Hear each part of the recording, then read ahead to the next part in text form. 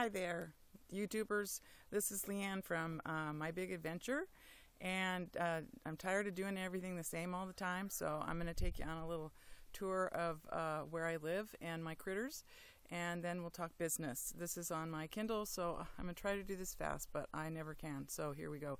Do you remember, those of you who've been with me for a while, all those cute little baby chicks that that were orphaned that I had on a video one time? Well, they're here, and now they're getting so much bigger. Hi, babies! And plus, I don't know if you can see my little tiny brown bunny who blends in. I hope I pointed it right. Doing this on the Kindle is hard because you can't take a picture of anything but yourself. Hi, little baby. Hi, little guy. Are you just so cute?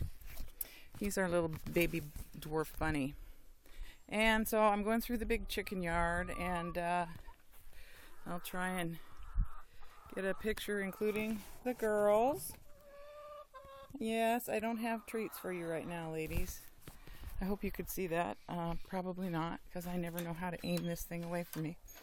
And so, sorry. Now we'll look in here. Oh, we have some eggs, and then we have some eggs in production. Okay, and so over here I'm going to walk past my vegetable garden that I didn't do much planting in because I was in Mexico having surgery, but we have corn and we have beans and we have all kinds of good stuff. This is our chard and all the spinach that we ate already, because it's so good for us. Here's our little greenhouse, and then over here is where I like to grow a lot of flowers. I'll try to let you see my little sunflowers around our lamppost, and here are a bunch of flowers. Just had our house stained, and so it's looking lovely and rich, and there's still ladders and stuff around. And over here is some more flowers that I like to grow everywhere. And over by my back door, I love these. I got literally a hanging basket. And this is just going to be the worst.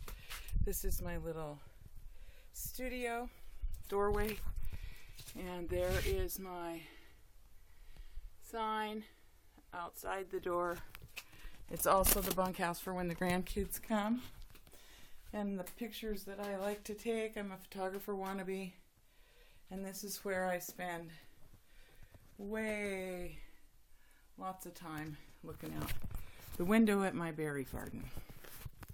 So that about brings you, well, except the river. We'll walk down there. So I started this journey at 278 pounds, and on the 23rd of May, I weighed 268 after the pre-op diet, and I gotta stop and think while I'm doing this. And last week, I weighed in. 2 weeks ago, I weighed in at 230. Last week, as in day before yesterday, my real day to update, I weighed 230 again. I did see 228 this morning, so I'm hopeful that my little stall is over. This is our river that we live on, and there's the house. So you can see that we see the river, and it's very peaceful and wonderful. And when we get too hot, which we have lately, the dogs and us go down these stairs and go in the river. Okay, 4:44. Let's see if I can say everything else I need to say. So I've lost a total of 48 pounds. When I see that 228 consistently, then I will have lost a total of 50 pounds, and as I've been saying, that will mean I'm halfway there, and it will mean that, well, that's what it'll mean, that I'm halfway there. Okay, now we've walked around. The things I wanted to talk about today were my experimenting, which is all we can do, with the way I'm eating. The last few weeks, I haven't tracked, and I have been pretty casual about what I'm eating. I've had to cook for a lot of people pretty much every day. The painters have been here, and I've been feeding them. So I've been making man food, and having a little bit for dinner as my meal. And I haven't, paid much attention to what I'm putting in my mouth. So that spurred a big loss, 10 pounds, but then that stopped. And yesterday I decided I needed to be way more aware. So I was more aware, and I tracked yesterday for the first time in a long time, and stopped at 950 calories. The problems I'm having are grazing, are putting things in my mouth without really thinking, which of course is one of the things that got me here in the first place. Oh, somebody's floating down the river, so the dogs are making the announcement. Sorry. Nighttime eating was another big issue for me, and is creeping in again. I stay very, very reasonable and responsible during the day, but at night, I don't know what happens. I don't know. So, I try to eat like an Atkins bar or a Healthy Choice fudgesicle or, things that aren't horrible. But I get hungry, and then I start and I thank God for the sleeve, because I can't really binge, but those of you who are at the beginning need to know that when you get to be a ways out, I think this is 9 weeks for me, you can eat just about anything. I mean, your stomach doesn't argue. The meal type things with protein, solid protein and all that, like, with meat and stuff like that, your sleeve will feel full much faster with those kinds of foods than chips or I like to have those little snap pea things that make you think it's healthier because it's a vegetable. Oh no, people walking up the river. And they have a dog too. This will be interesting. So anyway, it's a lot easier as you go to eat things and too much of what you shouldn't be eating.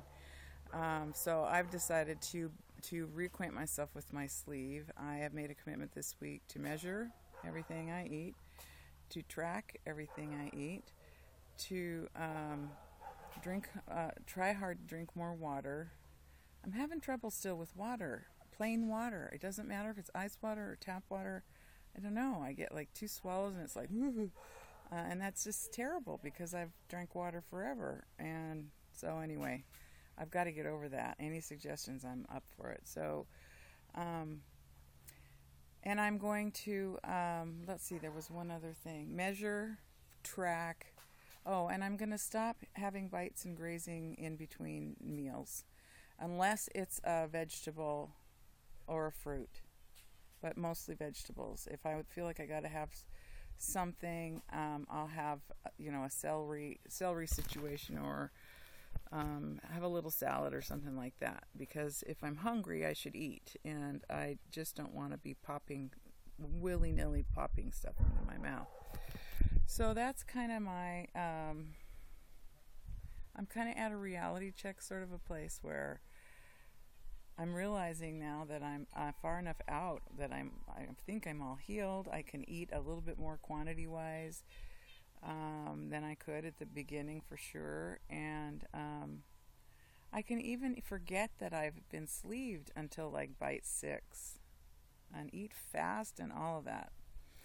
So it's just time to renew my commitment to being conscious and to measuring, and just being conscious and tracking, because if I don't know where I'm at, then it's a danger zone. And we'll see how much of a difference that makes or not in weight loss this week, or maybe it's just a cycle thing where I dump 10 pounds, my body goes, okay, let's get used to that for a couple weeks, and then I start again. I don't know.